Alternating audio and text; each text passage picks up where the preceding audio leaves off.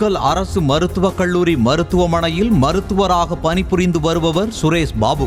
இவர் வருமானத்திற்கு அதிகமாக சொத்து சேர்த்ததாக கூறி கடந்த 2018ஆம் ஆண்டு லஞ்ச ஒழிப்புத்துறையினர் வழக்கு தொடர்ந்தனர். இது தொடர்பான வழக்கு விசாரணை கடந்த 9 மாதங்களுக்கு முன்னரே முடித்து வைக்கப்பட்ட நிலையில் சுரேஷ் பாபுவை தொடர்பு கொண்ட அமலாக்கத்துறை அதிகாரி அங்கித் திவாரி தங்களுடைய வழக்கு அமலாக்கத்துறைக்கு விசாரணைக்கு வந்திருப்பதாகவும் அதிலிருந்து தப்பிக்க ரூபாய் 3 கோடி லஞ்சம் தர வேண்டும் என பேரம் பேசினார். அதற்கு முடியாது என கூறிய சுரேஷ் பாபுவிடம் 51 லட்சம் கண்டிப்பாக தந்துதான் ஆக வேண்டும் என அங்கித் மிரட்டியதாக கூறப்படுகிறது.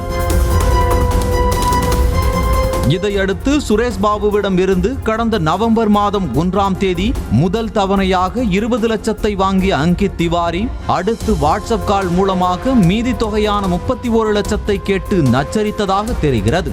இதனால் பொறுத்து பார்த்த சுரேஷ் பாபு லஞ்ச ஒழிப்புத்துறையினரிடம் புகார் அளித்தார். இதையடுத்து 2வது தவணையாக ரசாயன கலவை தடவிய 20 லட்சத்தை கடந்த 1ஆம் தேதி சுரேஷ் பாபுவால் கொடுக்க வைத்து அங்கித் திவாரியை கொடைரோடு சுங்கச்சாவடி லஞ்ச ஒழிப்பு போலீசார் கையும் களவுமாக கைது செய்தனர். பின்னர் 15 மணி நேரம் விசாரணை மேற்கொண்டு தலைமை குற்றவியல் நீதித்துறை நடுவர் நீதிமன்றம் நீதிபதி மோகனா முன்பு ஆஜர்படுத்தினர். இதையடுத்து அங்கித் திவாரியை 15 நாள் நீதிமன்ற காவலில் வைக்க நீதிபதி உத்தரவிட்டார். திண்டுக்கல் மாவட்ட சிறையில் அடைக்கப்பட்டிருந்த அங்கித் திவாரி கடந்த 2ஆம் தேதி மதுரை மத்திய சிறைக்கு மாற்றப்பட்ட நிலையில் அவரை 3 நாள் காவலில் எடுத்து விசாரிக்க வேண்டும் என கடந்த 8ஆம் தேதி லஞ்ச ஒழிப்பு போலீசார் மனு தாக்கல் செய்தனர். இந்த மனு 12ஆம் தேதி விசாரணைக்கு வந்த நிலையில் மதுரை மத்திய சிறையில் அடைக்கப்பட்டிருந்த அங்கித் திவாரி துப்பாக்கி ஏந்திய போலீசார் பாதுகாப்புடன் நீதிமன்றத்திற்கு அழைத்து வரப்பட்டு ஆஜர்படுத்தப்பட்டார். அப்போது அங்கித் திவாரியை 14ஆம் தேதி மாலை 5 மணி வரை விசாரணை செய்ய அனுமதி அளித்து நீதிபதி உத்தரவிட்டார்.